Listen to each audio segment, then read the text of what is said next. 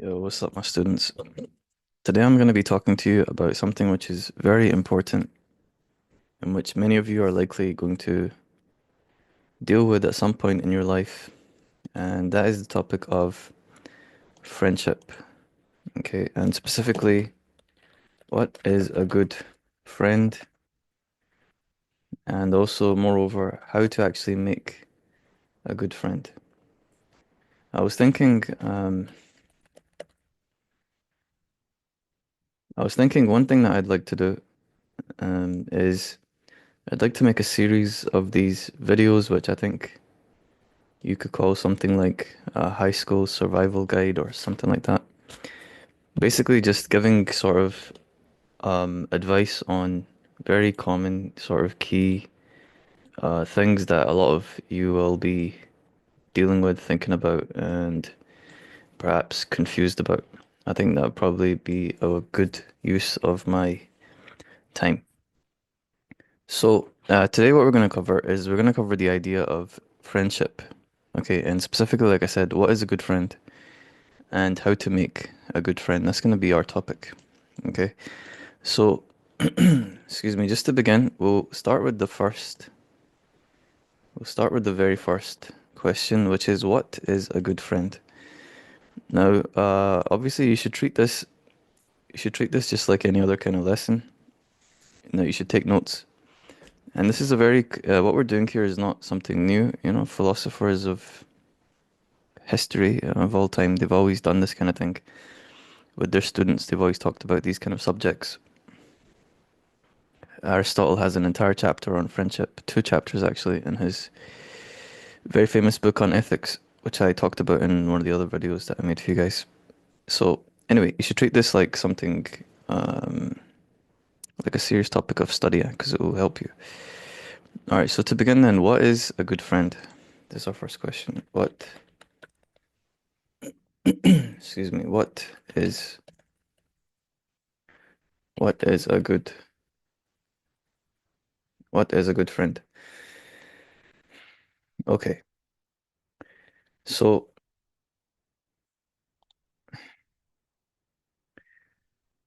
when it comes to the question of what is a good friend, what you really want to understand, okay, is what makes a good person? Okay, before you get to a good friend, what makes a good person?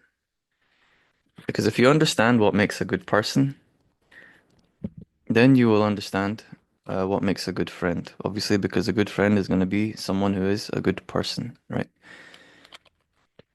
And also, this is what you need to aim at if you yourself want to be a good friend, because obviously you can't be a good friend if you're not a good person.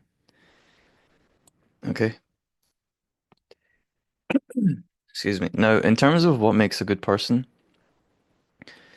the answer is, and I could say this in, different ways, but the answer is essentially a good person is someone that has a number of qualities, okay? And they have these qualities in terms of how they live their life, okay? In terms of how they act, all right? And action is the primary thing that you want to look for. You want to be looking for actions, not words, okay? Because words are very cheap. Anyone and everyone can say that they're like this or they're like that. But actions is what tells you what someone is actually like. Okay, so you want to look for actions and not words. Now, in terms of what actual actions you want to be looking for, this is what is the qualities that you want to look for in terms of a friend. Okay, the first one is they tell the truth. This is the first quality which would make someone a good person and also a good friend. Okay, that they tell the truth. Now, this is very key. Okay, because truth is the mother of all virtues. Okay, or the father of all virtues. If you want to say love is the mother of all virtues. But truth basically, okay, is the most fundamental and important good quality that a person can have. Yeah. true. It's like truth, okay, and then love, like just underneath it. You could argue love is very, on the same level, but truth has to be first, even before love, I would say. The reason that truth is extremely important, the most important, is because if you don't tell the truth, or if you become in the habit of lying a lot, so this would be what makes a bad friend.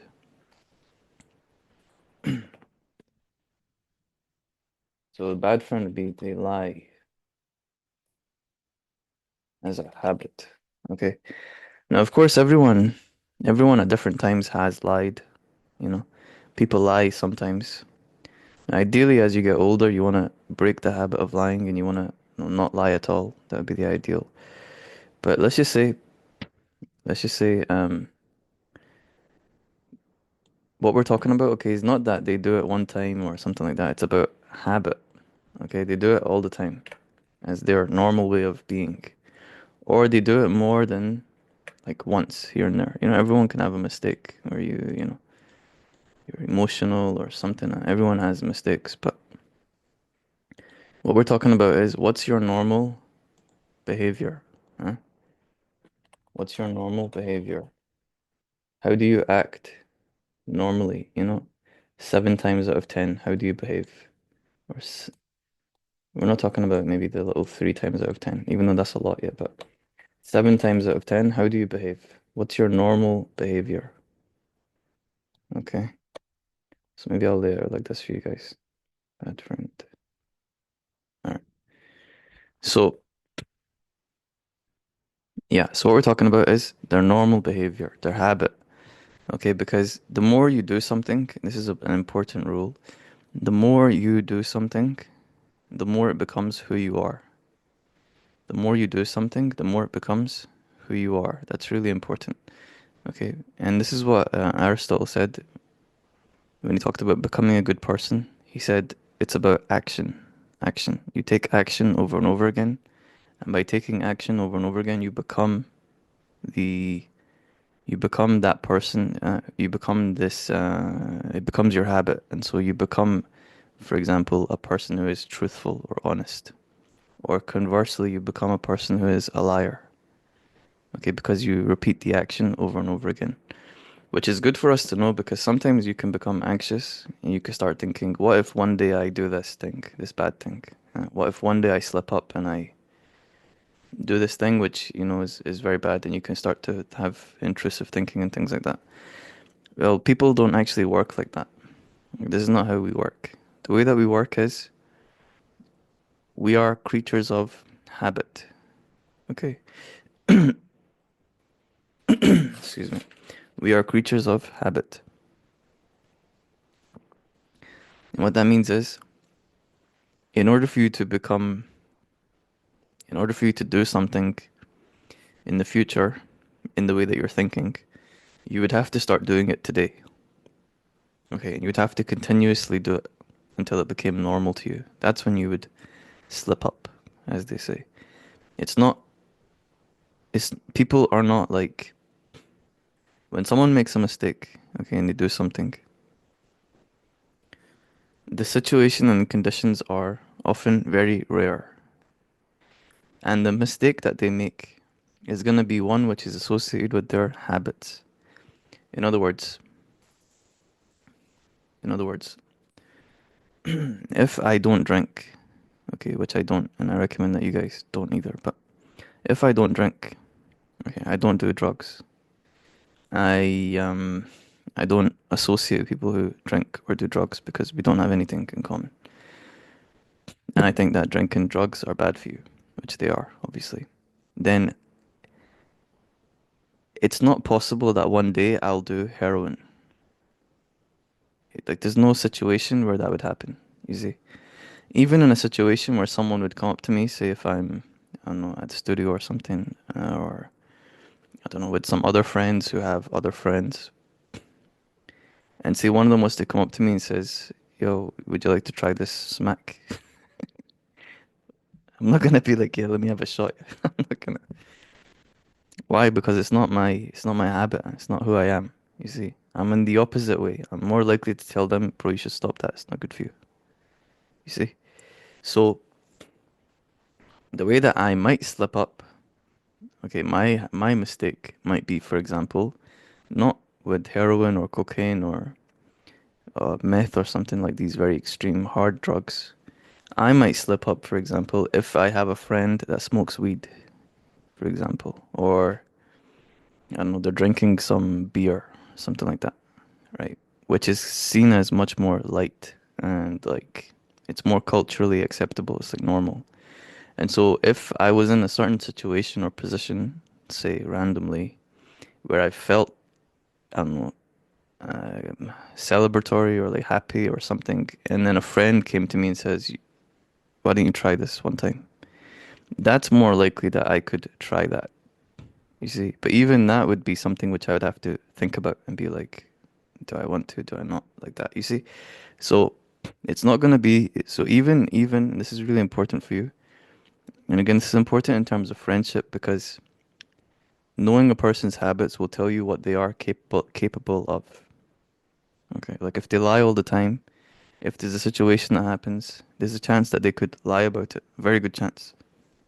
And they could lie about it in a way which would hurt you, uh, to save themselves. This is like a very common thing.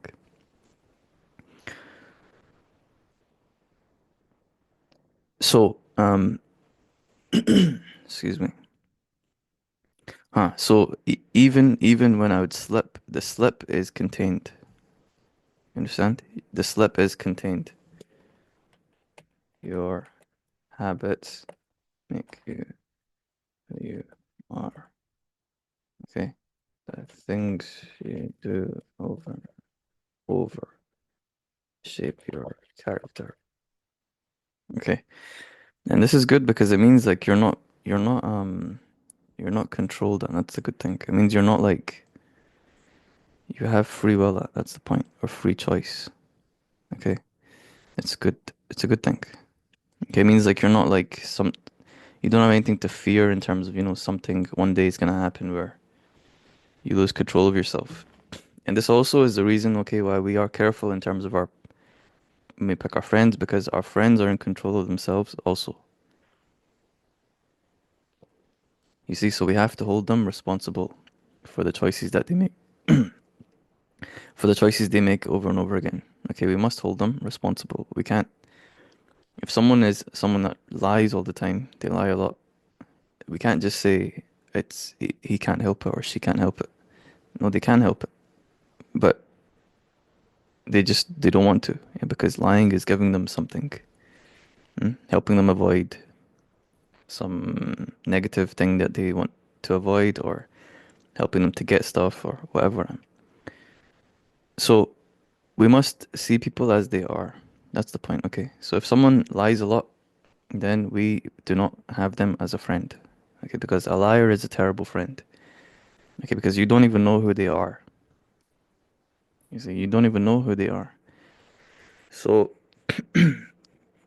and with my example, just to tie up completely, when I said, say for example, if someone came to me and said, try heroin, and I've never done any drugs, I don't drink at all. I don't associate people who do drugs. I take myself and my life seriously, etc. Now, the way that I would get to the heroin and the meth and all that is, for example, if that other friend came and said, "Here, have this drink," or "Here, smoke this weed," and then I did it, okay, and then I seen this as normal and okay, and then I started to do it every day myself. Then eventually, now I'm in a different frame of mind. Okay, now I'm in the frame of mind that drugs are okay. Being high is okay. Losing control of yourself is okay. You see, like how it changes your frame, your mind. And now, if someone was to come, excuse me, and maybe I would still say no to heroin or meth or something because it's seen as more dangerous, and of course it is dangerous.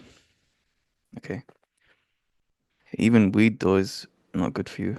Okay, the idea of losing yourself and losing your agency and losing your essentially letting yourself be possessed. It's not good. So too with getting drunk. It's not good. Half of all violent crime happens when people are drunk. About 30-40% of rapes happen when people are drunk, maybe more. It's not good. Anyway, and even just on a more fundamental human level, to give up your agency, your control of yourself, your ability to make decisions, to hide from reality, to run from it.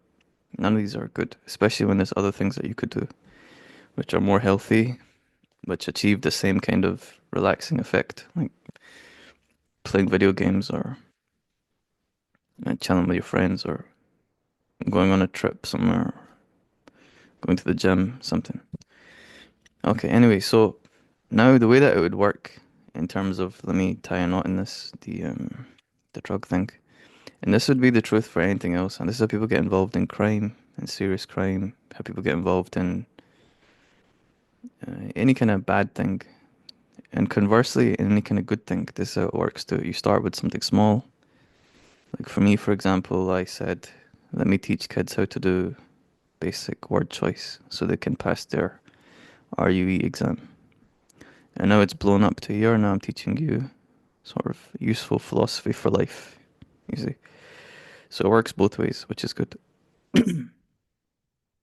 Excuse me. But let's just say, so the drug example. So this is good to know so you can stop yourself if you're on this path. Or you can advise your friend if they're on this path. So the next thing that would happen is, say now I'm getting used to smoking weed and I'm getting used to getting high. And it becomes like a crutch that I use, okay, because I don't want to face life and so on. This is a bad idea, yeah, because all my problems are going to get worse. And so because my problems are getting worse, now I want to get high even more. It's just like a cycle. But anyway, say now like I get high or I drink, okay, and I drink now daily or I get high daily. Now someone comes to me and they say, listen, um, weed is fine, weed is good. And say we're at like some party or something. They say, here, pop one of these little pills, yeah, you'll feel happy. And they give me like ecstasy or something like that. Now, this is seen as like a party drug. It's not seen as like a, you know, you're not seen as like a junkie if you do ecstasy. Even though all these drugs are drugs now, pretty much. Yeah, anything which takes away your ability to make choices, your ability to have control of your body, okay, your agency, your ability to be in control of your body, to switch off the experience, to do something else. When you lose this power, you are essentially you're a junkie. You're a junkie. Like it's all the same. Yeah. So don't do any of it. Yeah, that'd be my advice to you. Don't do any of it. Don't get used to any of it. There's nothing good that comes out of it. There's nothing spiritual that comes out of it. There's nothing good that comes out of it. There's nothing philosophical that comes out of it. It's just that's all cope. It's cope. You're running away from reality and pain. Yeah. And your problems are getting worse. And you're running away. You're not facing yourself. You're lying. You're doing this. You're lying. You're making up a story about drugs and alcohol so that you can do them without feeling bad about it. Okay, but it's a lie. Just take the painful, truthful path. Okay, it's shorter, it's more painful, but it's shorter, and you can actually be useful to society and to yourself. So, anyway, now say I'm in the mind frame of I'm in the mind frame of um, drugs are fine, yeah, because I do them every day. Yeah, because I get high every day or I drink every day. So drugs are like okay. Now heroin, yeah, that's a bit far. I probably would think that's a bit far, or cocaine maybe a bit far, or meth is a bit far, whatever. But ecstasy, okay, fine, let me try it. Let me see how it feels, right? And now I do this, and then I like it, or whatever. And now I start to do this every time I go out. You see how my character is being shaped? You see, one step at a time, how my character is being shaped. You see, I started out sober, no drugs, no drink. I started drinking or smoking weed. I started to do it a lot, like every day. Then now I'm trying this party drug, ecstasy. Now next, if someone, say eventually 2 years later, I've been doing this for 3 years, something. Now I'm a drug addict, basically. Like I don't call myself that, but it's what I am. Now imagine something tragic happens in my life. This is what we were thinking about. Remember when we said I'm scared that one day I might do something, slip up, and make a terrible life decision. Okay. So imagine up until this point, I've been relatively stable. I've maintained a job or whatever, been going to uni or school or whatever. And now something tragic happens in my life. Okay, someone dies or I get fired or something. Now I feel terrible. Okay, what's my natural response going to be in this situation?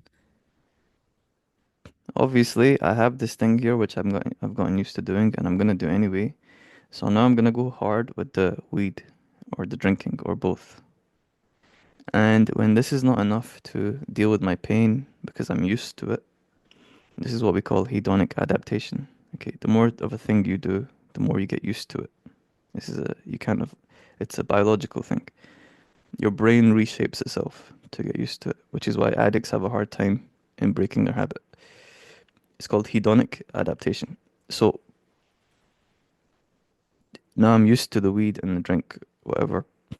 So they don't do it for me. I still feel depressed. Okay, because I've not faced life. I've not been truthful. Okay, this is another thing about why you don't want to be friends with a liar. They're terrible in terms of coping mechanisms. Why? Because they don't face life. And so when something bad happens, they make all the worst decisions that you can make. You know, this is also why you don't want to be, excuse me, this is also why you don't want to be a liar. Okay. Say if I was truthful, I would know, okay, look, I'm depressed and sad because I lost my job or this person that I care about, they died. But I must accept it, that this is reality. Now I'm going to take some time. I'm going to be with my friends or my family, or I'm going to use my healthy coping mechanisms to deal with it. Okay. I'm going to volunteer somewhere. I'm going to start exercising. I'm going to do something which is useful to people. Excuse me. And by being useful, I'm going to be able to heal. That's if you're a truthful person. Okay. And then my period of healing is going to be short or more short than this person over here. So say I've been on this drug path. Okay. And now the weed is not doing it for me. The alcohol is not doing it for me. Now what am I going to do? Now someone comes to me. Okay. And this is not my lowest point. Excuse me. And this is what will happen. This always seems to happen. I don't know if it's like a universal law or something. When you're in the darkest place, it's when you meet the devil. I don't know why this happens, but it does. Okay. When you don't have any money, when you're going through hard times, when you, I don't know, lose your job or something, you meet the devil. I don't mean the guy with pointy horns. I mean bad ideas. They come to you. Okay. Like, I should start selling drugs or I should become a pimp or I should, I don't know, scam people. Yeah. Or I should sign up on OnlyFans or something. Bad ideas come to you for some reason when you're in the lowest position. It's the way it works. I don't know why. So, if you're now in the habit, okay, of being a drug addict, okay, and you don't think yourself a drug addict because it's just weed, it's alcohol, it's weed, it's accepted drugs, huh? Sometimes ecstasy, things like this. Now someone comes to you and they say, listen, I know that you don't normally do this, okay, but your life is really hard right now and you deserve an escape. So here, take this. Okay, it will help you. It's a pain medication. Okay, and they give you heroin. Now, in this position, even though you know inside yourself that you should not do this, because it's going to mess up your life, you know that. But you are in the mind frame that drugs are okay, and you're used to taking them, and you've used them as a coping mechanism. Okay, and you shouldn't have used them, but you've now made it a habit to yourself to do so. And so, it's more likely than not that in this situation, you're not going to say no to the person. Okay, because even if you try and say no, they'll say something like, well, come on, like you smoke weed every day, or you get drunk all the time, or look, we did ecstasy the other day. Yeah, like what's the big deal? Yeah, it's fine. And so now you become a heroin addict, and now your life is GG. You see, that's how it works. Okay, you have to start small, 3 to 5 years or something before, maybe shorter, I don't know, but you have to start small and then it builds up like that. Now, don't get me wrong, the person still in this position could still say no. It's just going to be much more difficult compared to, say, if they don't do any drugs at all and the same thing happens and they're in the same situation and someone comes up to them, hey, you want to try this herb? They're going to be like, bro, get away from me. It's not even a consideration. Yeah, that's how it works, okay? So this is why it's incredibly important to remember your habits make you who you are. Okay, so you can do something here and there which is, bad or wrong. You're human, obviously, so you're gonna make mistakes. Okay, just try and limit the mistakes to, things which are not life-changingly bad. Okay, and as long as you're in the main, in other words, most of the time, as long as you behave as you should, like you tell the truth and all that, you don't lie most of the time, then you're gonna have a good character. Okay, which is good to know. Okay, you will be habitually a good person. Okay. Now let me quickly run down these other qualities for you. So the first one is that they tell the truth. Okay, so they tell the truth. So if you come to them and you say, "Listen, did this thing happen?" They're gonna tell you the truth, even if it's against them. Like if it's they know that they're gonna get a bad consequence. They'll be honest about it. Okay, they have this honor, which makes them respected. Huh? No one likes a liar. It's a universally hated quality, liar. No one likes a liar. Even people who are in, prison, criminals and things, they don't like liars, and half of them are liars. Excuse me, but if you can tell the truth, this is what you call being a stand-up person. Someone who tells the truth. Deep, it's a deeply respected quality among all human beings. Okay, that's number one. Okay, number two, this is the next virtue. This on the good side, then I'll do the bad one. It's that they are loving. They are loving. Another way that I could write this is that they are kind. Kind. Okay? They treat people nicely. This is the second quality of a good friend. They are loving. In other words, they treat people nicely. Okay? Now, the converse of this, in terms of the bad friend, this is what you don't want to be associated with friends with. They are cruel. Okay? Or they are mean. They treat people badly. They treat people badly. Okay? They make fun of people. They hurt people on purpose. Okay. So the next quality, okay, which makes someone a good friend and a good person, is the quality of love. Another word for this is kindness. Okay, but love is more encapsulating. And basically what this means is you do your best to treat people nicely. That's like number two. Okay. You do your best to treat people nicely, or at the very least to not harm anyone. That's very important. There's a phrase which you probably heard, which is called do no harm. Do no harm. This is an important rule in life, philosophy, and logic.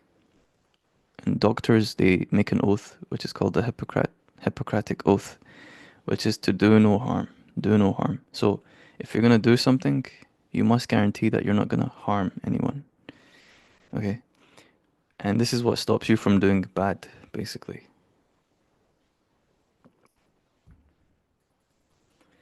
And a good principle that I can give to you, a good principle to live by, to make when you're making decisions by, is first prevent harm, then bring benefit slash do good. Okay, so this is a very important ethical principle, moral principle, basically like a principle to live by. Okay, it's first prevent harm, then do good or bring benefit. Okay, what this means, okay, basically is, look, if you want to do something, okay, if you want to do something, but it's gonna cause harm, even though it's a good thing, then you shouldn't do it. You shouldn't do it. Like, example, say you want to, what would be common and useful for you? Okay, here's a sort of simple example. Say you want to do a surprise birthday party for your friend. Okay, you want to do a surprise birthday party for your friend, and as part of your surprise gift for them, you're gonna redecorate the room. It's a nice, sounds like a nice thing, right? You're gonna redecorate the room, and you're gonna buy them all new stuff. So you sound like a great friend here. That's a good thing to do, right? As part of your plan to redecorate, um, you will end up uh, breaking or destroying or throwing away some of their childhood toys. Okay, let's just say this is part of your idea. You're gonna get rid of their old stuff, replace it with new good stuff. Huh? So the good is you're gonna redecorate the room. It's all gonna be very nice, modern, warm, comfortable, all that. But you have a plan of throwing away their old stuff. To you, it's junk. Okay, which is like their childhood toys. To you, it's junk, but to them, it's a childhood toy. Now, some people would say you should do it, okay, because it's just junk and they should let go of it or something. But there is a harm there, which is that you're gonna throw away something which that they are attached to. Yeah, and they have fond memories with. Yes, and they won't be able to replace if you throw it away. So, the good of redecorating the room and throwing the surprise party for them cannot be done because there is a harm. Yes. So you would have to adjust this plan to make sure that their toys or whatever are protected and like put somewhere safe.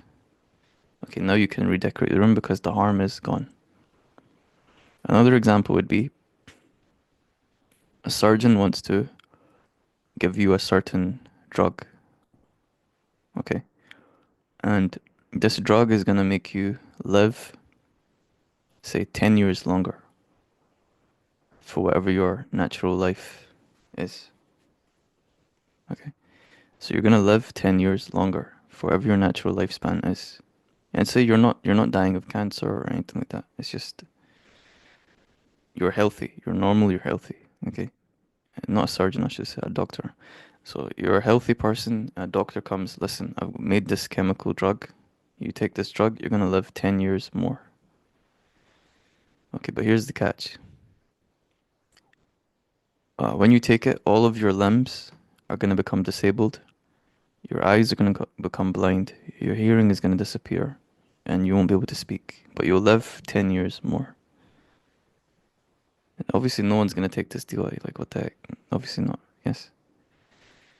Why? Because there's a big harm. Yeah, there's a big harm. Yes. So this is the principle. Okay.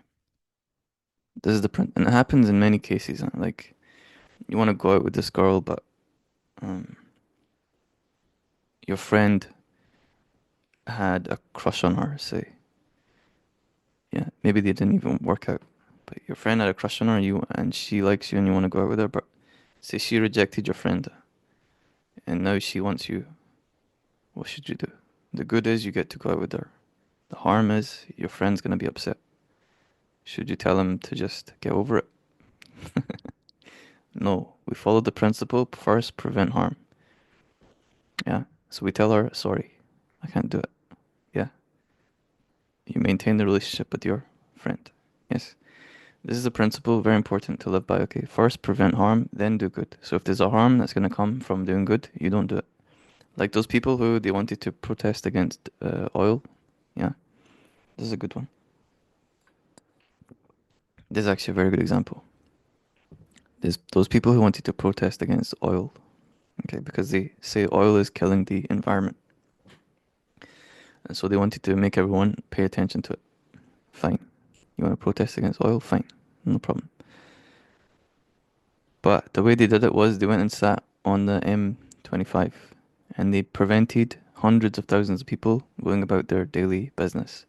And some people even died, okay, because they had medical situations, they couldn't make it to the hospital. Beg harm. You see, beg harm. First, prevent harm, then do good. What they should have done was not protested in the damn motorway. Should have protested in the street somewhere. Yeah. Or in front of some corporate building or something. For people who are actually making the oil. Not for everyday people trying to get to work. Stuff like that. Yeah. First, prevent harm, then do good. Very important principle. This is the principle of love. Okay, very important. Really important. Okay. Now, when it comes to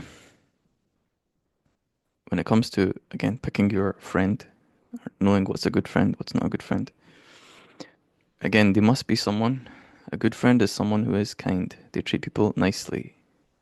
They treat people nicely, especially people who can't do anything for them. This is also a really good way to know if the person's a good friend or a good person or not. How do they treat the waitress who serves the food?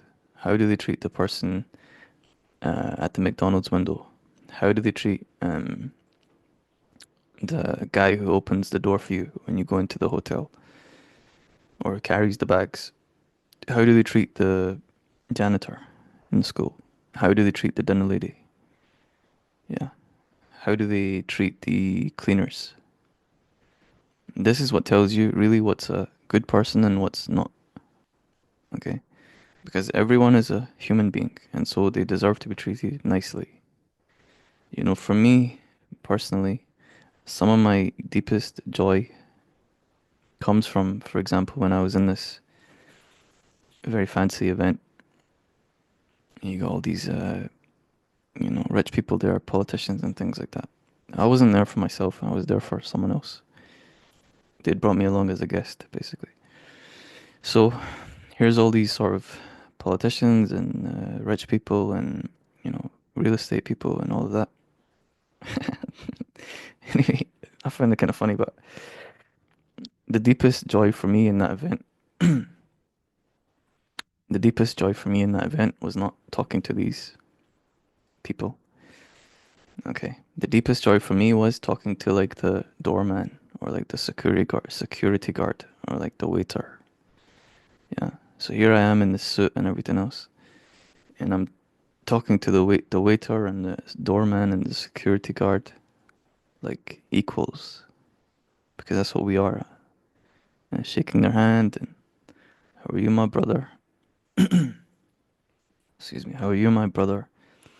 And all that. Yeah. And then to see them feel happy because of this. Yeah. Because I'm not talking down to them. Yes. That's good. That's humanity. Yes, that's humanity. Okay. Now, the opposite of this is people who treat people badly. Yeah, you want to stay away from these kind of people who are mean, cruel. They treat people badly, especially people who can't defend themselves. You want to stay far from these people. Okay. Because these people are ones who eventually their gun will turn on you. Eventually, their gun will turn on you. Okay. Very often, when people behave this way, it's because they have some internal flaw, weakness. Okay. And this internal flaw and weakness has given them a desire to uh, be cruel, to dominate people in a way which is like make them feel powerless. Okay. Because they themselves inside they feel weak. So they want to make other people feel weak so that they can feel strong. Now, of course, this doesn't make any sense. If you're weak, you're weak. You're not going to become strong by dominating someone, especially not a weak person. If you dominate a strong person, okay, maybe that's one thing.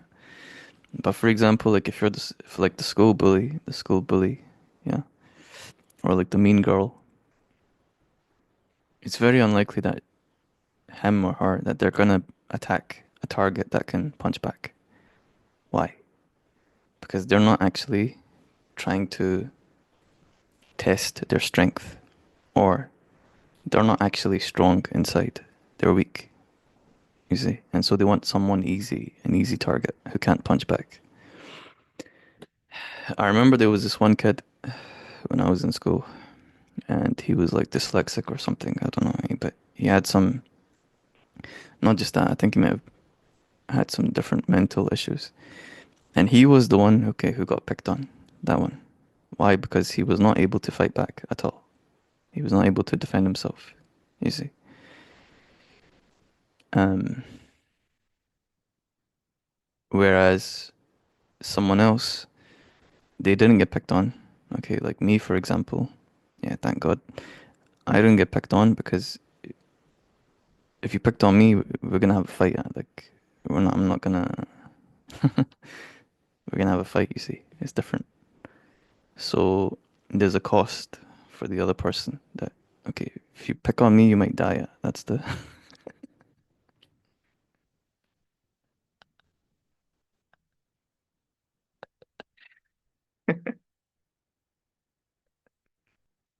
okay. Maybe not in school. It's funny. Maybe not, maybe not in high school, but I mean today. But in high school, obviously, if you picked on me, it's like, okay, we're gonna fight. Yeah, I'm gonna defend myself, right? So I'm not like a target, you see. So the point is, okay, that it's not strong to hurt people. Hmm? It's not strong to pick on people, to hurt people, to bully people, etc. It's strong to uplift people, to be kind to people. Okay. Now I wish I would have done more, yeah, to help these certain people. I did do it, one or two times. I wish I would have done more, but I had my own situation, my own problems going on emotionally in life and all that. So I barely attended school in the first place, but I did it one or two times. Like my friend one time was getting pushed around by some other people, and I just ran in and pushed them off him. So in any case, okay. The point is, okay, forget about that. Yeah, the point is that they are kind. That's the friend you want. Kind, loving. Mm. They treat people nicely because if they treat people nicely, then they're gonna treat you nicely. Mm. And it means that they have a good heart. Okay, they have a good heart, which is what you want. You don't want someone who's mean, cruel. Okay. And again, like I said, it might feel fun or something like that, in the beginning or whatever, to be around them or to be mean yourself or cruel yourself. But it's weakness. Okay, you're rotting out yourself. You're rotting out your core. Okay, you're destroying yourself inside. And what you're preventing yourself from getting, like, and this is why you don't want to be around these people, is these people cannot have a real relationship with anyone. It's not possible for them because they don't see other people as their equals. They see them as inferiors. Okay, because they are extremely insecure. Okay, they're like internally they feel weak. They feel small, and so they can never see you or other people as the same as them because they don't think like that. They think you are better than them or bigger than them, and this makes them feel bad inside, anxious inside. And so to combat this, they attack you or attack other people. Okay, this is why they say hate comes from below. They attack you, they attack other people, and then they feel a bit of strength. Okay, because usually the targets that they attack don't hit back.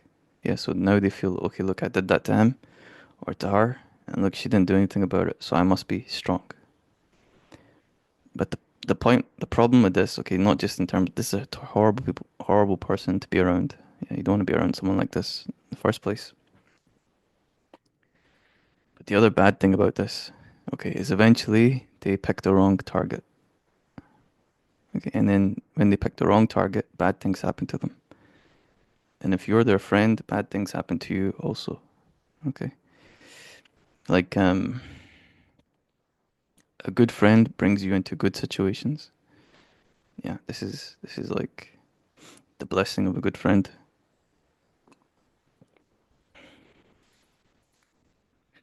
blessing of a good friend is that they're like a good tree.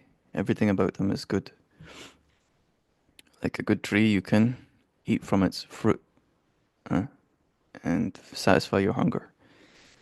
You can sit and look at its flowers and enjoy the beauty of them. You can smell the scent of the tree, the pleasant scent, and you can sit underneath its shade. Yes, and even when the tree dies, it stays standing. Okay, so people can sit underneath its shade.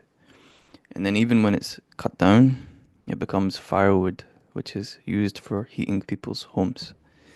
Everything about the tree is good. This is a good person, a good friend. A bad tree is the opposite. It's a rotten tree. Okay, you eat from its fruit, you get sick. You sit underneath its shade, you get bitten by insects and scorpions, which use it as a home. Uh, the flowers on it smell bad. Yeah, they make you smell bad. The tree gives no shade because its leaves are all broken stuff. Yeah.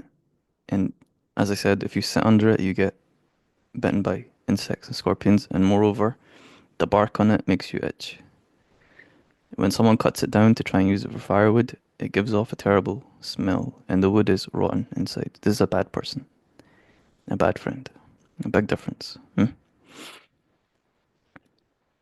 So you want to be around the good person, the good friend, not the bad one. And you yourself want to aim to become a good person yourself. Okay, I think I'll make this the final quality because I don't want to make this video too long. Okay, but those two are, I think if you have those two, you're pretty much good to go. Okay, are they truthful? That's good. Do they lie a lot? That's bad. Are they kind slash loving? That's good. Are they mean or cruel or treat people badly? That's bad. Okay. If you have someone like that's kind and truthful, then you're really, you've got a good situation. Because the other qualities, like I said, they flow from these two. That's like the mother and father of goodness, truth and love. All the other ones, they flow from these two. I'll just give you like maybe one or two more just to sort of wrap up. Um, Number three would be sort of associated with what I said, is that they are brave. Another way I can put this is they are there for you. They are for you in hard times. This is really important. Okay. They are there for you in hard times. This is super important. Maybe this is what you could even say the definition of a friend is. Not just someone that's there for you when times are good, but someone that's there for you when times are bad, dangerous, bad. Um, blue. Yeah. Okay. They are there for you in hard times, or they are brave. Now, obviously, a bad friend is they are a coward. A coward is a terrible friend. They run away in hard times. This is like the worst kind of friend you can have. And this is the worst kind of person that you can be also. This is what you call being dishonorable. In the tribal times, when we had a code of ethics which was formalized, yeah, part of the tribal code would be courage, bravery. And this is not just because it's a good idea logically, but it's because the world is not completely safe. The world is not completely safe. Okay. Now, of course, today our world is very safe, thank God. Mm. Due to modern technology, due to, democracy, due to many things. The world today is generally very safe, and that's a good thing to know and to keep in mind. Okay. It's not as dangerous as you think. Okay. But it is still dangerous in different ways. Okay. Now, for our ancestors, okay, in terms of how we evolved, yeah. So for our ancestors, our direct human ancestors, and even our ancestors before them, living in nature was extremely dangerous. Okay, extremely dangerous. You can imagine, okay, imagine a monkey living in the forest. All right. Now, caveat before I begin. I don't believe that we are just purely evolved like animals. Okay, there's more to us. I believe we have a soul, we have a mind, and so on. But I don't want to get sidetracked. But I don't want to get confused. Okay. In any case, our bodies and brains evolved. I'll put it like that. Our bodies and brains evolved, but we're not just purely evolved. Okay. Anyway, let's focus. Okay, so imagine a monkey in a forest. Okay, now this monkey and it has its troop of monkeys, the other monkeys, that's its family. Every single day, something is trying to kill it. Why? Because other things eat it as its food, as their food. The monkey is prey to something.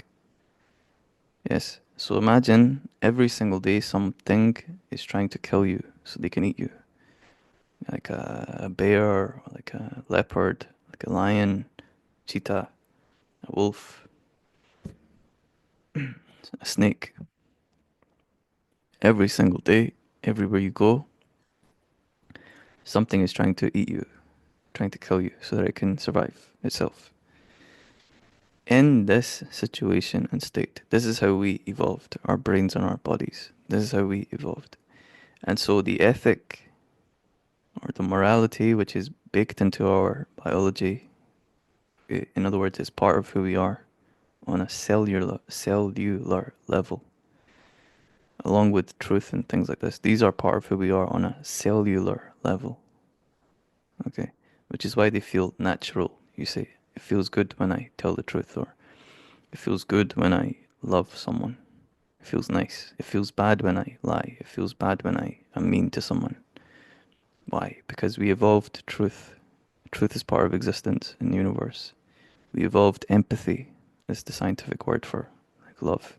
Social bonding. Yeah. This is also part of the universe. And now this ethic, which will be my final thing that I talk about for you guys. We also, in this situation, had to evolve, yes, the ethic of courage. Why? In the situation that everything is trying to kill you, you cannot survive alone. It's not possible. There's too many enemies. And so, you needed your brothers and sisters to be helping you to protect you. Yes. You need to be one. Okay, this is why we get like goosebumps and why we feel good when we see like teamwork. Why do we feel good when we watch like the Avengers, when we watch these type of, when I was young I used to watch Power Rangers. Why do we feel good when we see these team situations like One Piece or something? It's a crew going up against bad enemies. Why? Because it represents the ancient evolved ethic. Together united, we stand against all enemies. Yeah, that's why we feel this deep kind of joy. You don't even know what it is. It's like primal kind of excitement. Like a football team that's losing and then they come back from behind because they work together and they win. Why do we feel so happy about that? It's just a bunch of men kicking a ball into a goal. Why does that make us feel? People scream at, they lose their minds like animals, pretty much. Why? And it feels good on a deep, like why? Because it represents the evolved ethic of we stick together in hard times, in danger. We stick together. We are brave together. We protect each other. And by doing so, we maintain, we survive. That's the ethic. You see? So, the ethic became we do not run away from danger, especially when our brother or sister or child or whatever, when they're in danger. We stay in, we help them. We are brave. You see, even though we're scared, we're brave. We stick together. Yes. This is the quality of a good friend. They are there for you when times are difficult.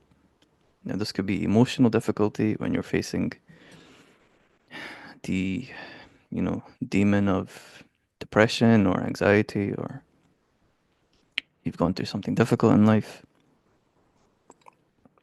they're there for you. You can call them 3 a.m. and you can say, bro, I need you. Or you could say, you know, sis, I need you. Yeah, you can call them and they'll come. They're there for you. Yeah.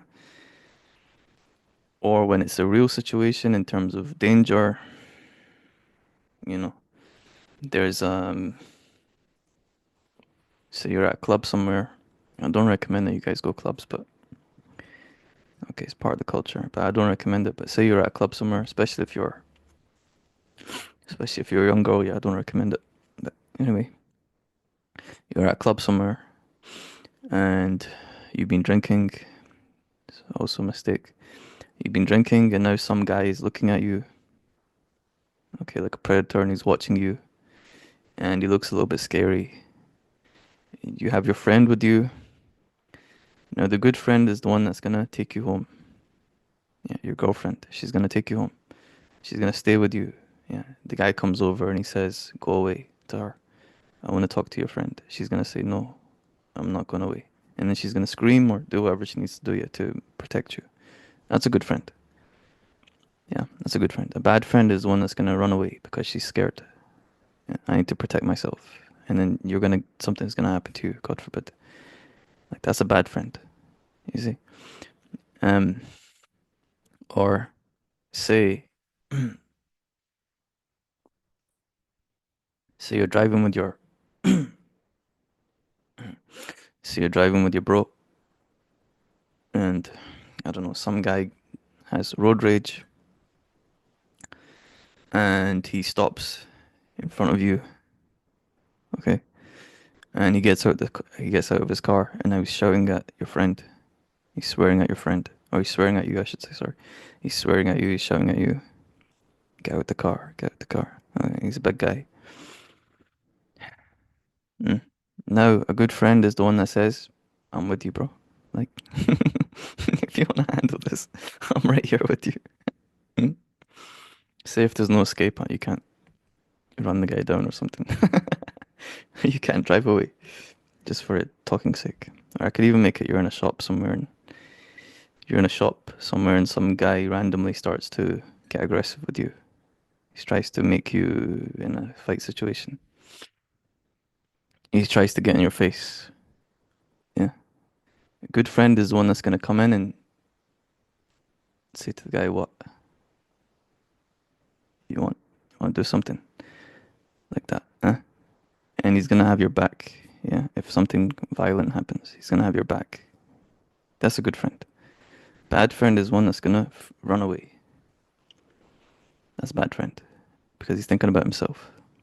This would be like the equivalent of for our ancestors of the lion appears, okay, and you are, say, for some reason, you're in the grass somewhere, and you were, I don't know, eating some bugs or something. I don't know yet, but and the lion is stalking you, okay, and they see it. Yeah, say some another monkey sees it. Now, our ancestors' evolved ethic was he should shout to you, "Watch out! Watch out! Watch out!" Ah, and throw something at the lion, help you in some way. Yeah, or call the other troop members, come, come. And worst case, jump down with you and try to fight off the lion. That's the ethic. Yes. And then the tribal situation, say like later on, tribal situation, same thing. Rival tribe is coming. You're for some reason distracted with I don't know what you're doing. You're making a flint knife or something. I don't know. And say even there's a bear or a lion or something, and it's stalking you. Now your tribal brother is supposed to shout at you, "Yo, watch out, watch out." And if say you're not able to run or something, now he should come to your side, throw his spear, and you both die together. That's the ideal. If you have to. But normally, if you fight together, you'll stay alive. That's like why it works. If you fight together, you stay alive. If you separate and you don't help each other, you die. You see? And this is so true that there are certain tribes in Africa, I believe it's the Maasai, certain tribes in Africa that actually will, at certain times, uh, take food from lions. Okay, they form a group of like six or something. They walk together forward. Uh, the lions get scared because they obviously they're not used to what the heck is this? Yeah, this group of men coming along, and it's so powerful that they're able to take the kill from the lion, cut the leg off or something, leave the rest for them to eat, and now they have food and they take like a leg or something like that of like a wildebeest or whatever. So this is really important, yeah. And I know for myself, I'll finish with this myself. I know for myself, this has been extremely critical. Okay, the other two qualities make them a good person to be around, make them sort of dependable, make them pleasant, and it's good for them, it's good for you. This one is like, it makes life easier to deal with. This one, okay? Them being loving too makes life easier to deal with. But this one especially makes life easier to deal with, okay? Because we are not built to deal with life alone. We're not supposed to deal with life alone. This is a big mistake that our culture makes. We're not built that way. We're not designed that way. We're not evolved that way to deal with life alone. We're supposed to deal with it together as a group.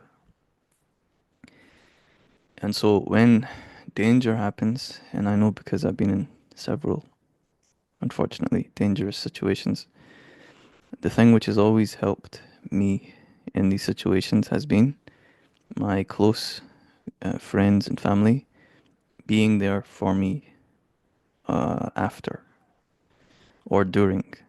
Yeah, like being with me like as a supporter. That's always been extremely helpful.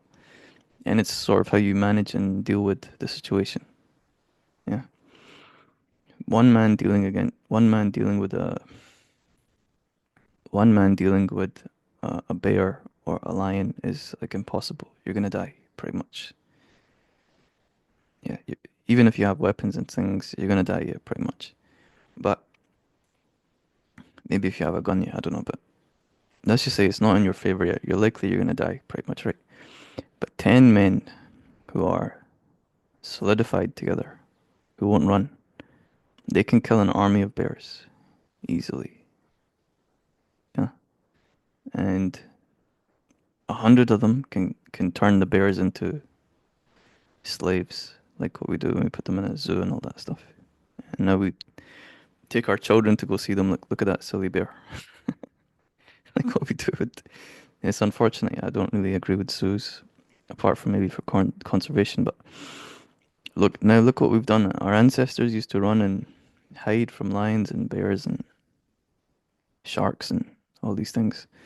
We used to be terrified of them, snakes and all. Now we put them in behind glass cages and we bring little babies and we take pictures and look at this stupid lion. We like why? Because of unity. Yeah, unity. When we're together, we can conquer anything. Now, of course, that's not a good thing to do, I would say, but the principle and the point stands. Okay. So, in sum, then, what is a good friend, and how do you find one? A good friend is someone that tells the truth. Okay, they don't lie. And we know that your habits make you who you are. The things you do over and over again shape your character. Number two, they are loving. In other words, they're kind, they treat people nicely, they're not cruel. And we know the principle that you must prevent harm first and then do good. You don't do something if it's going to cause harm to people, even if it's a good thing, you don't do it. And then three, they are there for you when you need them. Okay, in hard times, they are there for you. If it's danger or if it's emotional toil or personal loss, whatever, they're there for you. Okay, they're not just there when times are good, but they're there when times are bad. Okay, if you lose your money, if you lose your relationship or whatever, they're there for you. Mm. They're not a coward. They don't run away when times get hard. Yeah. And the way you find this person is by watching their actions, by looking at their actions, because we said actions are the key. Words are not really that meaningful, not important. How they act, how they live their life, that's what's important. Okay. So all you have to do is basically just watch them over time. How do they behave? Yeah, what do they do in different situations? And you'll know. Okay, you'll see. And really, most importantly, is you must become this kind of person. Okay, because if you are this kind of person, then other people who tell the truth, who are brave, who are loving, they will naturally be drawn to you, and you will be drawn to them. Okay, and people who lie, who are mean, who are cruel, who are cowards, they will not like you naturally, and you will not like them naturally. It's like a magnet. It's like a magnet. Okay, you attract more of what you are, and you repel what you're not. Okay, it's like a magnet. Okay, so anyway, there's how you do. Okay, and I think that's a good sort of lesson for you guys. And I hope that this will be useful to you guys and to anyone else that watches it in the future. All right, take care. God bless.